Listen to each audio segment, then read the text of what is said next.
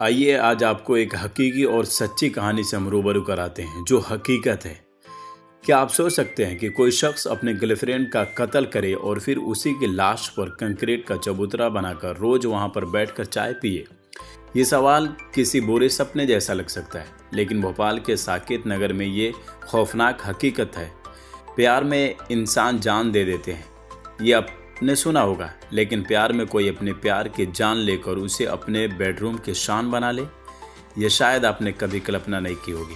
और यही हुआ था आकांक्षा शर्मा के साथ। वो आकांक्षा शर्मा जो अपनी आंखों में सुनहरे भविष्य को लेकर बाकुंडा से भोपाल पहुंची थी, पर उस बेचारी को क्या मालूम था कि जिस इंसान को अपना हमसफर मान रही है वो उसकी कब्र की तैयारियां कर रहा है। आप सोच कर देखिए, एक बंद कमरा है जहां पर अगरबत्ती की तेज खुशबू छाई हुई है, सामने टीवी पर कोई विदेशी फिल्म चल रही है और कमरे के बीचों बीच बने उस ऊंचे चबूतरे पर बैठा एक शख्स बड़े इत्मीनान से चाय की चुस्कियां ले रहा है। उसे ना तो पास में पड़ी लाश की बदबू आती है और ना ही उस कमरे में पसरे सन्नाटे से उसे डर लगता है।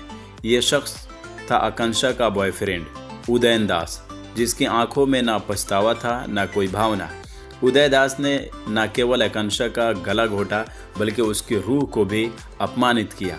कत्ल के बाद उसने आकांक्षा की लाश को एक लोहे के संदूक में कैद किया, फिर उसके ऊपर अपनी चाय की मेज बना ली और फिर महीनों तक उसी बेडरूम में वो सोता रहा। उसी लाश के पास वो खाता पीता रहा, मानो आकांक्षा कोई इंसान नहीं बल्कि उसके कमरे का कोई फर्नीचर हो। वो घंटों उसी कब्र के ऊपर बैठता था जिसे अपने खुद हाथों से सीमेंट और ईंटों से चुनवाया था। वो लाश किसी अजनबी की नहीं बल्कि उस लड़की की थी जिसने उस पर दुनिया में सबसे ज्यादा भरोसा किया था। नमस्कार, आदाब, सलाम, मैं ए बाबू और आज क्राइम बुक की कहानी उस झूठे प्यार की जिसमें एक इंसान का तो कत्ल ही हुआ था, साथ में उसकी रूह को भी कैद कर लिया गया। इंटरनेट की आभारी दुनिया में उदय ने खुद को एक अमीर शख्स और रखुदार इंसान के तौर पर पेश किया था। ये कहानी डिजिटल इंडिया के सबसे बड़े क्राइम में से एक है, क्योंकि यह शख्स ने फेसबुक पर अपनी ऐसी छवि बनाई थी जिसे देखकर कोई भी धोखा खा जाए। वो खुद को न्यूयॉर्क में रहने वाला एक बड़ा बिजनेसमैन बता रहा था, जो कभी महंगे कारों के साथ फोटो डालता तो कभी किसी विदेशी आलीशान होटल की। वो अंग्रेजी अच्छी बोलता था, खुद को पढ़ा लिखा सभ्य दिखाता था। बाकुंडा जैसे छोटे शहर के रहने वाली आकांक्षा के लिए ये सब जादुई दुनिया था। उसे लगा कि उसका आशिक उसे चकाचौंध वाली दुनिया में ले जाएगा जिसका सपना उसने बचपन में देखा था, लेकिन असल में एक डिजिटल बहरूपिया था जिसने अपनी असली पहचान छिपाने के लिए झूठ की ऊंची दीवारें खड़ी की थी। उसने आकांक्षा को शादी और अमेरिका में बड़ी नौकरी का ऐसा लालच दिया कि आकांक्षा ने अपने माता पिता की हर बात को अनसुना करना शुरू कर दिया। उदय ने धीरे धीरे उसे मानसिक रूप से इतना कमज़ोर किया कि आकांक्षा को लगने लगा कि उसकी भलाई तो सिर्फ उदयन के साथ ही है। 2016 जून 2016 में आकांक्षा ने अपने घर पर सफ़ेद झूठ बोला कि उसकी नौकरी अमेरिका में लग गई है। वो खुश थी, परिवार से विदा लेकर एक नई जीवन के सपने देखने निकली थी, लेकिन वो न्यूयॉर्क नहीं, भोपाल के साकेत नगर स्थित एक सुनसान बंगले में पहुंची। वहां पहुंचने के कुछ ही दिनों बाद उसकी आंखों से पर्दा हटने लगा। उसे एहसास हुआ कि उदयन तो कोई काम ही नहीं करता और अमेरिका से तो कोई लेना देना नहीं है।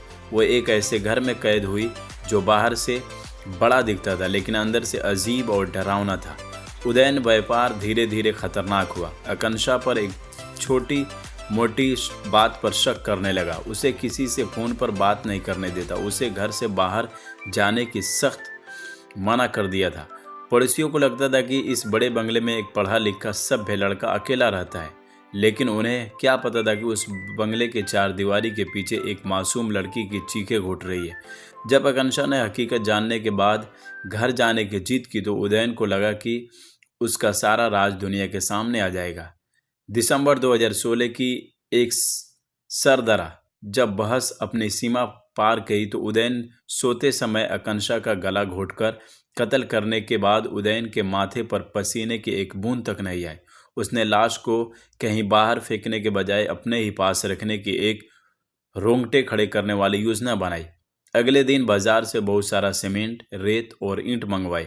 आकांक्षा की लाश एक लोहे के संदूक में बंद किया और बेडरूम के फर्श पर रखकर पक्का निर्माण शुरू कर दिया। उसने उस कब्र को ऐसे चबूतरे की शक्ल दी जिस पर संगमरमर तक लगवा दिया ताकि वो घर की सजावट का हिस्सा लगे।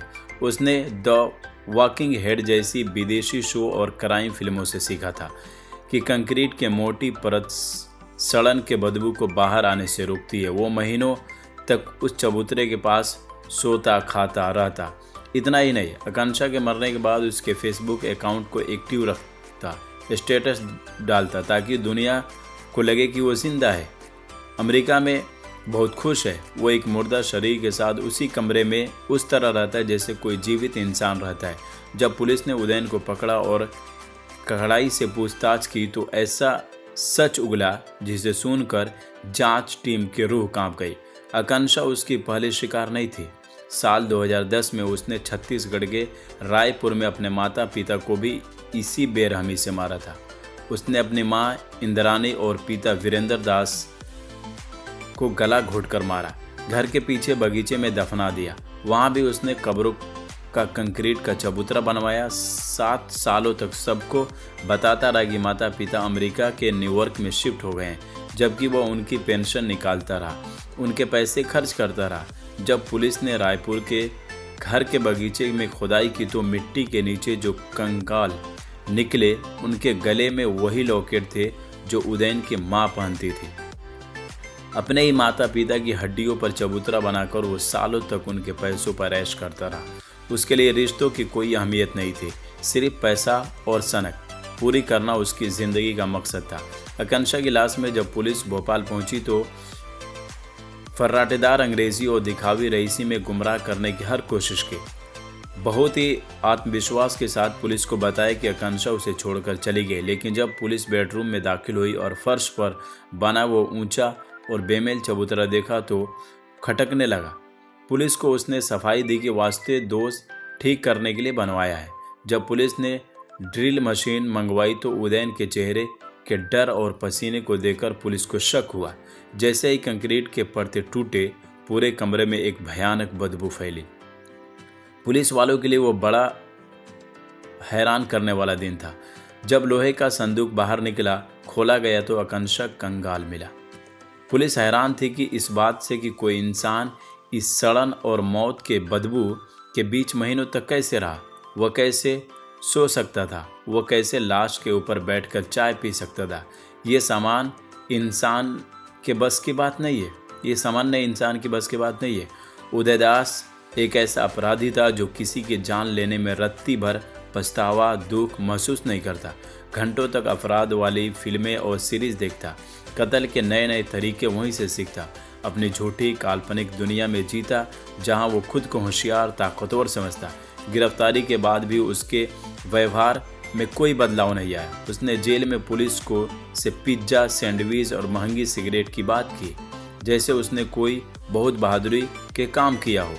उसके लिए रिश्ते सिर्फ इस्तेमाल करने की चीज़ें थे जिन्हें ज़रूरत ख़त्म होने पर ख़त्म किया जा सकता था। और जैसा कहते हैं कि पाप का घड़ा भरता है, वो एक दिन को लगा कि सीमेंट के मोटी पारतों के नीचे अपना सच हमेशा के लिए दबा देगा, लेकिन सच तो ज़मीन फाड़ कर बाहर आता है।